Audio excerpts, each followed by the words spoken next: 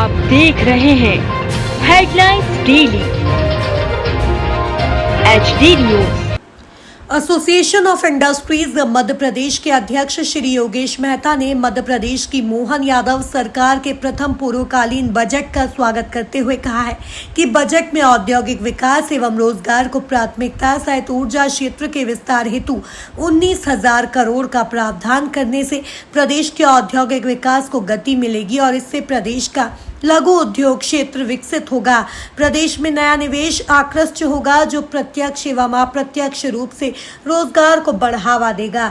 वहीं 4,120 करोड़ रुपए के रोजगार के लिए किए गए बजट प्रावधान से प्रदेश का रोजगार विकसित होगा।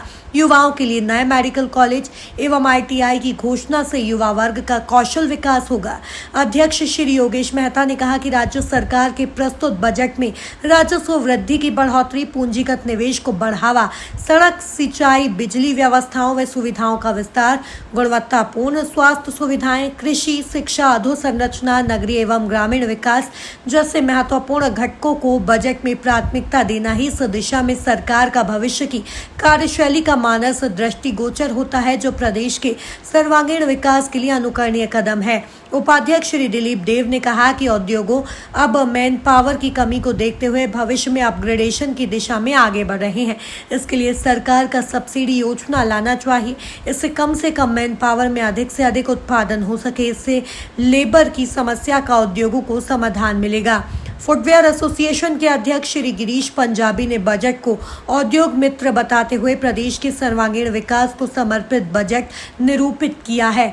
मानद सचिव श्री तरुण व्यास ने कहा कि एसोसिएशन की कुछ मांगे जैसे प्राकृतिक गैस पर वैट की दर कम करना और इसे GST के दायरे में लाना, स्टाम्प ड्यूटी कम करना आदि मांगे इस बजट में अपूरित रही है, परंतु उद्योग जगत आशान्वित है कि मोहन सरकार आने वाले समय में उद्योगों की इन मांगों को भी पूर्ण करने का प्रयास करेगा। साथ ही पेट्रोलियम पदार्थों को भी GST के दायरे में लाने की दिशा में कदम बढ़ाएगा। जनता के लिए जनता को समर्पित बजट से प्रदेश के विकास को नई दिशा मिलेगी, इसका हम स्वागत करते हैं। एसोसिएशन के कार्यकारिणी सदस्य श्री JP नागपाल, जतिन शादीजा आदि ने बजट का स्वागत कर मोहन यादव सरकार के पहले बजट को सराहा है और वित्त मंत्री का आभार व्यक्त किया है। देखिए, रोजगार के लिए सरकार ने जो बजट की जो एक ग्रोथ है 16 से 18%, उससे बढ़कर लगभग 25 से 30% बजट रोजगार के लिए बढ़ाया है। इसमें जो निवेश प्रोत्साहन विभाग है, जो बड़े उद्योगों के लिए, जहां पिछली बार 2,000 करोड़ का प्रावधान था, इस बार 2,800 करोड़ रुपए का प्रावधान किया गया है। सूक्ष्म लघु मध्यम उद्यम मंत्रालय में जहां पहले 879 करोड़ रुपए का प्रावधान था, वो इस बार 1,218 करोड़ रुपए का प्रावधान है। इसी प्रकार कुटीर उद्योग, जो ग्राम उद्योग है, उनके लिए भी लगभग 25 से 30% की वृद्धि की गई है। तो अगर उद्योगों को लेकर देखा जाए तो एक बहुत अच्छा बजट दिया है। बशर्ते है कि बस ये जो पैसा है ये समय पर उपलब्ध हो और समय पर इसका खर्च हो जाए, अन्य किसी मद में, अन्य किसी योजना में ये पैसा ना जाए। इस बात की चिंता उद्योगों को रहती है। इनका जो उद्योग लगाते हैं, सब्सिडी की जो पैसा होता है वह समय पर उनको प्राप्त हो जाए।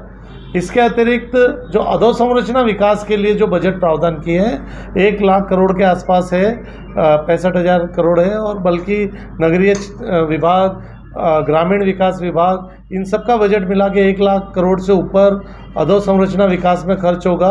और जब भी अधोसंरचना में खर्च होता है तो उद्योगों का पहिया तेज गति से बढ़ता है, तेज गति से चलता है।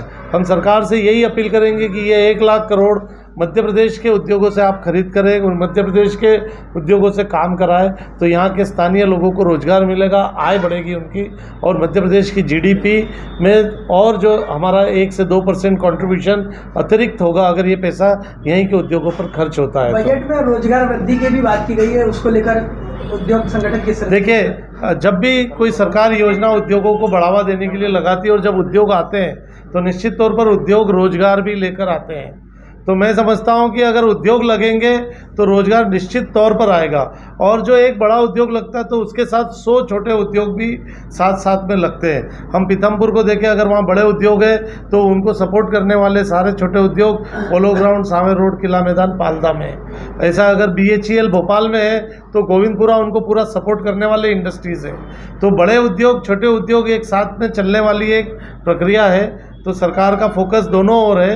और मैं समझता हूं कि सरकार ने बहुत अच्छे प्रयास किए हैं। नए औद्योगिक क्षेत्रों के विकास के लिए जो बजट है उसको और बढ़ाने की ज़रूरत थी। अभी 200 करोड़ रुपए का प्रावधान सूक्ष्म लघु मध्यम उद्यम मंत्रालय में किया है। अगर ये बढ़ा के अगर थोड़ा अधिक किया जाता तो मैं समझता हूं कि उद्योगों की जो गति है निवेश की, वह और मध्य प्रदेश में तेज गति से होता। कुछ स्पेसिफिक जो रीजन है, जो बिजनेस है, जो चिन्हित बिजनेस है, उनको लेकर भी कुछ फंड अलॉट कराए हैं? देखिए, खाद्य प्रसंस्करण मंत्रालय के कई स्कीम जो वन डिस्ट्रिक्ट वन प्रोडक्ट की है, उन सब की अब बाइफर्केशन अब अलग अलग योजनाओं में अब मंत्रालय वाइज अभी बजट का प्रावधान किया गया है। कुछ स्कीम्स में भी किया गया है। वन डिस्ट्रिक्ट वन प्रोडक्ट के लिए भी उन्होंने बढ़ाया है। इसके अतिरिक्त खाद्य प्रसंस्करण इकाइयों के लिए भी काफ़ी बजट दिया है। और बाकी उद्योग के क्षेत्र में ऑल कंबाइंड उद्योग के हैं। और कुछ सामाजिक क्षेत्रों की जो स्कीम है जिसमें SC ST के बंधुओं के लिए उद्योग लगाने पे भी अतिरिक्त स्कीम है, उसमें भी उन्होंने बजट प्रावधान किया गया है। और मुख्यमंत्री स्वरोजगार योजना, जो मुख्यमंत्री उद्यम क्रांति योजना जो है, उसमें भी उन्होंने इस बार अच्छा बजट दिया। मैं देख रहा हूँ कि अच्छी ग्रोथ के साथ बजट दिया है। तो इन सब से मुझे लगता है कि नए लोगों को भी रोजगार के अवसर मिलेंगे, छोटे उद्योग भी आएंगे, बड़े उद्योग भी आएंगे और रोजगार बढ़ेगा। मैं हूँ सोनू सूद और आप देख रहे हैं HD न्यूज़। नमस्कार, मैं आशुतोष राणा। HD न्यूज़ के सभी दर्शकों को मेरी बहुत सारी शुभकामनाएं। हाय, मैं हूं दीपिका सिंह और आप देख रहे हैं HD न्यूज़। हाय, मैं हूँ बिंदु दारा सिंह और आप देख रहे हैं HD न्यूज़।